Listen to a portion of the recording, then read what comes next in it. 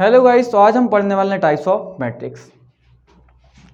Types of matrix में जो पहला मैट्रिक्स होता है उसको हम कहते हैं सिंगलटन मैट्रिक्स। देखते हैं सिंगलटन मैट्रिक्स क्या होता है। A matrix is said to be singleton matrix if it has only one element. एक ऐसा मैट्रिक्स जिसमें ओनली एक ही एलिमेंट होता है उसको हम क्या कहते हैं? सिंगलटन मैट्रिक्स कहते हैं। ओके, क्लियर है। इसके कुछ एग्जांपल्स, ए इक्वल क्या दिखा है मैट्रिक्स 2 एंड बी इक्वल लिखा क्या है साइन एक्स। ठीक है, बात करें यहाँ पे सिंगलटन मैट्रिक्स के ऑर्डर की तो वो ऑलवेज क्या होता है? 1 बाय 1 होता है। क्या होता है? 1 बाय 1। हमें पता है कि नंबर ऑफ रोज को रिप्रेजेंट करते हैं m से एंड नंबर ऑफ कॉलम को रिप्रेजेंट करते हैं n से। तो अगर इसके ऑर्डर को देखा जाए तो यहाँ से हमें m और n की वैल्यू ऑलवेज क्या मिलती है? 1 मिलती है। ठीक है, फिर बात करते हैं सेकंड मैट्रिक्स की, जो कि क्या है? जीरो मैट्रिक्स और नल मैट्रिक्स, जिसको रिप्रेजेंट करते हैं कैपिटल O से। एंड ये क्या होता है? A matrix is said to be zero और null matrix if all elements are zero. एक ऐसा मैट्रिक्स जिसके सभी एलिमेंट्स क्या होते हैं? हमारे जीरो होते हैं, उसको हम क्या कहते हैं? जीरो और नल मैट्रिक्स, जिसको रिप्रेजेंट करते हैं कैपिटल O से। ठीक है, जैसे यहाँ पे तो A दिया है तो A से तो हम रिप्रेजेंट करते हैं, बट स्पेशल केस क्या हो सकता था? O। तो यहाँ पे A भी हमारा नल मैट्रिक्स है एंड O तो नल मैट्रिक्स होता ही है। सिमिलरली क्या B हमारा नल मैट्रिक्स? यस, देन हम इसको O से भी रिप्रेजेंट कर सकते हैं। ठीक है, फिर बात करते हैं इसके ऑर्डर की। तो इसका ऑर्डर क्या है? 3 रोज हैं एंड 3 क्या है? कॉलम। यहाँ पे रोज कितनी है? 1 एंड कॉलम कितने हमारे? 2। तो जो हमारा जीरो नल मैट्रिक्स होता है इसका कोई भी ऑर्डर फिक्स नहीं होता है। ठीक है, फिर बात करते हैं रो मैट्रिक्स की। तो row matrix, a matrix is said to be row matrix if it has only one row. एक ऐसा मैट्रिक्स जिसमें ओनली एक ही रो होता है उसको हम क्या कहते हैं? रो मैट्रिक्स कहते हैं। इसका एग्जांपल क्या है? इसका एग्जांपल है b इक्वल 1 2 3 4। तो यहाँ पे रो की बात करें तो हमारा क्या है? एक है एंड कॉलम की बात करें तो कितने? 1 2 3 4। तो यहाँ पे कॉलम कितने होंगे? 4। रो मैट्रिक्स में जो m की वैल्यू होती है वो ऑलवेज क्या होती है? 1 होती है, बिकॉज हम नंबर ऑफ रोज को किससे रिप्रेजेंट करते हैं? m से। सो m इक्वल क्या हो जाएगा? 1। ठीक है, फिर हम देखते हैं हमारा नेक्स्ट मैट्रिक्स। फिर आता है हमारा फोर्थ टाइप का मैट्रिक्स, जिसको हम क्या कहते हैं? Column matrix. तो कॉलम मैट्रिक्स में क्या होता है? सिंगल कॉलम होता है, जैसे कि रो मैट्रिक्स में क्या होता था? सिंगल रो होती थी। ठीक है, आप देख सकते हैं यहाँ पे रो कितनी है? 4 है एंड कॉलम कितना है? 1। एंड नंबर ऑफ कॉलम को हम किससे रिप्रेजेंट करते हैं? n से। तो जो हमारा कॉलम मैट्रिक्स होता है उसमें n की वैल्यू कितनी होती है? 1। ठीक है, फिर बात करते हैं हॉरिजॉन्टल मैट्रिक्स की। तो हॉरिजॉन्टल मैट्रिक्स क्या होता है? A matrix of order m by n is horizontal matrix if m less than क्या हो? n। मतलब एक ऐसा मैट्रिक्स जिसमें नंबर ऑफ रोज कम हो किससे? नंबर ऑफ कॉलम से। जैसे कि इस मैट्रिक्स को आप देख सकते हो, C matrix, number of rows हमारे कितने हैं? 2 एंड नंबर ऑफ कॉलम कितने हैं हमारे? 3। आप देख सकते हैं कि m की वैल्यू कितनी है? 2 है एंड n की वैल्यू हमारी कितनी है? 3। तो एक जो हॉरिजॉन्टल मैट्रिक्स होता है उसमें ऑलवेज m लेस देन क्या होता है? n होता है।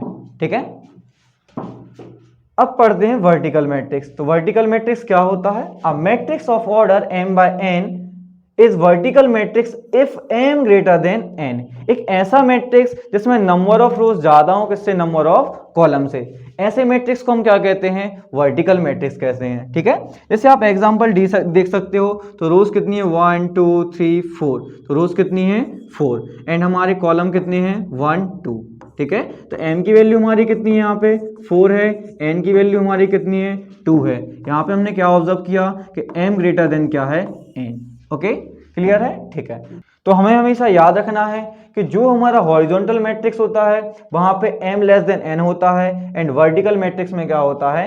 m greater than n। Clear है? ठीक है, अब पढ़ते हैं टाइप्स ऑफ स्क्वायर मैट्रिक्स। तो स्क्वायर मैट्रिक्स की टाइप्स पढ़ने से पहले हम समझते हैं स्क्वायर मैट्रिक्स क्या होता है। तो एक ऐसा मैट्रिक्स जिसमें number of rose and number of columns क्या होते हैं? इक्वल होते हैं। ऐसे मैट्रिक्स को हम क्या कहते हैं? Square matrix. ठीक है, तो मतलब क्या हुआ कि नंबर ऑफ रोज को रिप्रेजेंट करते हैं m से एंड नंबर ऑफ कॉलम को रिप्रेजेंट करते हैं n से। मतलब m और n की वैल्यू क्या होगी? इक्वल होगी। तो ऐसे मैट्रिक्स को हम क्या कहेंगे? Square matrix. जैसे कि आप एग्जांपल देख सकते हैं कि इस मैट्रिक्स में नंबर ऑफ रोज कितनी है हमारी? 3 है एंड नंबर ऑफ कॉलम्स भी कितने हैं? 3। तो इसलिए एग्जांपल किसका है? हमारा स्क्वायर मैट्रिक्स का। ठीक है, अब पढ़ते हैं types of elements in square matrix. तो ये हमारे दो टाइप्स के होते हैं। पहला कौन सा होता है? Diagonal elements.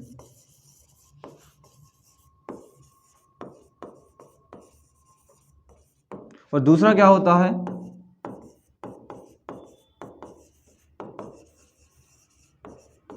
Non diagonal elements. तो डायगोनल एलिमेंट को रिप्रेजेंट कैसे किया जाता है, आई जे वेयर आई इक्वल क्या हो, J. For example A11, A22, A33 types के एलिमेंट, ठीक है। ऐसे एलिमेंट जो फर्स्ट रो फर्स्ट कॉलम में है, सेकंड रो सेकंड कॉलम में है, थर्ड रो थर्ड कॉलम में है, ऐसे एलिमेंट्स को हम क्या कहते हैं, डायगोनल एलिमेंट्स कहते हैं। और ये किस में होते हैं, स्क्वायर मैट्रिक्स में। दूसरे टाइप्स के एलिमेंट्स क्या है, नॉन डायगोनल। तो ऐसे एलिमेंट्स जो डायगोनल एलिमेंट्स नहीं है उनको हम क्या कहते हैं, नॉन डायगोनल एलिमेंट्स, जहां पे आई जे आई किसके इक्वल ना हो, जे के। ऐसे एलिमेंट को हम क्या कहते हैं, non diagonal element. For example A12, A32, A23। आप देख सकते हैं यहाँ पे आई इक्वल जे नहीं है, ठीक है।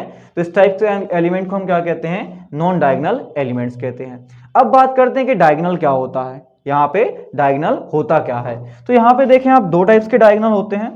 कितने टाइप्स के डायगोनल होते हैं, दो टाइप्स के। तो एज वाला जो हमारा डायगोनल है, A11, A22, A23 वाला, इसका नाम होता है प्रिंसिपल डायगोनल।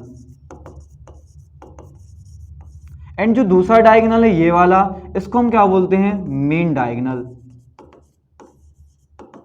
हमारे काम का कौन सा है, हमारे काम का है प्रिंसिपल डायगोनल।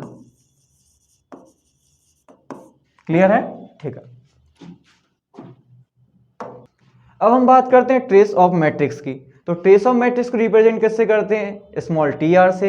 एंड ये होता क्या है, ये होता है सम ऑफ ऑल डायगोनल एलिमेंट्स की, ठीक है। सपोज अगर हमारा एक स्क्वायर मैट्रिक्स है, A इक्वल 2, 3, 6, 5, 9, 7, 1, 12 एंड 8। तो हमारा स्क्वायर मैट्रिक्स है किसका ऑर्डर का, 3x3 का, ठीक है, या 3x3 का। तो अगर हम बात करें किसका ट्रेस निकालना है मैट्रिक्स ए का, तो ये किसके इक्वल होगा, इसके डायगोनल एलिमेंट्स के। तो डायगोनल एलिमेंट्स कौन सा है, 2 है, 9 है एंड कौन सा है, 8 है। तो इनका हम क्या कर लेंगे, सम कर लेंगे। तो ये क्या हो जाएगा, 2 + 9 + 8, जो कि किसके इक्वल होगा, ये इक्वल होगा 19 के। तो मैट्रिक्स 8, तो ट्रेस ऑफ मैट्रिक्स ए किसके इक्वल है, हमारे 19 के, ठीक है। एक और इसका एक्सप्रेशन रिप्रेजेंट करने का ट्रेस वो क्या है, देखें, सिग्मा आई इक्वल 1 से लेके n तक ai इक्वल, ठीक है। तो अगर हम i की वैल्यू 1 रखेंगे, ये कहां तक रखते जाएंगे, n तक। तो ये क्या बनेगा, A11 प्लस क्या बनेगा, A22 प्लस क्या बनेगा, A33, और प्लस ये कहानी कहां तक चलेगी, AN तक। क्लियर है। तो ट्रेस का ये एक्सप्रेशन होता है रिप्रेजेंट करने का, बट हम समझेंगे किससे, सम ऑफ ऑल डायगोनल एलिमेंट्स से, ठीक है। तो अब हम पढ़ते हैं diagonal matrix. Square matrix B equal Bij m/m is said to be diagonal matrix if all its non diagonal elements are 0। एक ऐसा स्क्वायर मैट्रिक्स जिसके नॉन डायगोनल एलिमेंट्स क्या हो, 0 हो, ऐसे मैट्रिक्स को हम क्या कहते हैं, डायगोनल मैट्रिक्स। तो आप देख सकते हैं यहाँ पे जो ए मैट्रिक्स है वो एक स्क्वायर मैट्रिक्स है, किसका, 3x3 ऑर्डर का, ठीक है। यहाँ पे देख सकते हैं कि जो हमारे डायगोनल एलिमेंट्स हैं वो हमारे क्या है, नॉन जीरो, एंड जो हमारे नॉन डायगोनल एलिमेंट्स हैं वो सब हमारे क्या हैं, 0। इसलिए हमारा एक किसका एग्जाम्पल है, एक डायगोनल मैट्रिक्स का, ठीक है। सो हम यहाँ पे याद रखेंगे कि Aij इक्वल होता है किसके, 0 के, वेयर I नॉट इक्वल हो किसके, j के। ये हमारा कौन सा एलिमेंट होता है, ये होता है नॉन डायगोनल एलिमेंट, ठीक है। क्लियर है। तो हमारे जितने भी नॉन डायगोनल एलिमेंट्स होते हैं डायगोनल मैट्रिक्स में वो सभी क्या होंगे, 0। ओके, फिर पढ़ते हैं स्केलर मैट्रिक्स। तो स्केलर मैट्रिक्स क्या होता है, a diagonal matrix is said to be scalar matrix if its diagonal elements are equal. एक ऐसा डायगोनल मैट्रिक्स जिसके हमारे डायगोनल्स के एलिमेंट होते हैं वो क्या होते हैं, इक्वल, उसको हम क्या कहते हैं, स्केलर मैट्रिक्स कहते हैं, ठीक है। यहाँ पे दिया है कि Bij equal 0 when I not equal j, मतलब ये क्या हुआ कि नॉन डायगोनल एलिमेंट्स 0 होंगे जहां पे I नॉट इक्वल है j के। फिर बात करें Bij इक्वल क्या होगा, k हमारा यहाँ पे क्या है, कांस्टेंट, जहां पे I इक्वल क्या है, j। तो I इक्वल जहां पे j होता है वो हमारे कौन से एलिमेंट्स हैं, तो डायगोनल के एलिमेंट्स, एंड डायगोनल के एलिमेंट्स हमारे क्या होते हैं, स्केलर मैट्रिक्स में इक्वल होते हैं, ठीक है। सो इसके लिए हम याद रखेंगे A I J equal 0 where I not equal J and I J equal K हमारा कांस्टेंट है, जहां पे क्या होता है आई इक्वल जे। ठीक है, ये याद रखेंगे। अब हम पढ़ते हैं यूनिट मैट्रिक्स और आइडेंटिटी मैट्रिक्स, जिसको रिप्रेजेंट किससे किया जाता है, कैपिटल आई से। ये होता क्या है, a square matrix in which elements in the diagonal are all 1 and rest all are 0 is called an identity matrix. एक ऐसा मैट्रिक्स जिसके डायगोनल के एलिमेंट्स किसके इक्वल हो, 1 के, एंड जो नॉन डायगोनल एलिमेंट्स हो वो हमारे क्या हो, 0। ऐसे मैट्रिक्स को हम क्या कहते हैं, आइडेंटिटी मैट्रिक्स कहते हैं। ठीक है, एंड आइडेंटिटी मैट्रिक्स को हम रिप्रेजेंट किससे करते हैं, कैपिटल आई से। ठीक है, इसके रिप्रेजेंट करने का एक तरीका और है, जैसे सपोज जैसे हम यहाँ पे देख सकते हैं कि I3 लिखा है, तो ये क्यों लिखा है, बिकॉज यहाँ पर जो मैट्रिक्स है उसका ऑर्डर हमारा क्या है, 3/3 है। अगर इसका ऑर्डर क्या होता, 2/2 होता, तो यहाँ पे क्या आता, I सब्सक्रिप्ट में 2। ओके, सेम एज अगर यहाँ पे 4/4 होता तो I के साथ सब्सक्रिप्ट में क्या आता, 4, जिससे हमें पता चलता है कि I2 का मतलब है कि identity matrix of order 2/2 and I3 से हम समझते हैं कि identity matrix of order 3/3। Clear है? ठीक है, तो इसके लिए हम क्या याद रखेंगे, इसके लिए याद रखेंगे कि Aij equal 0 where I not equal j and Aij equal 1 where I equal j। ठीक है,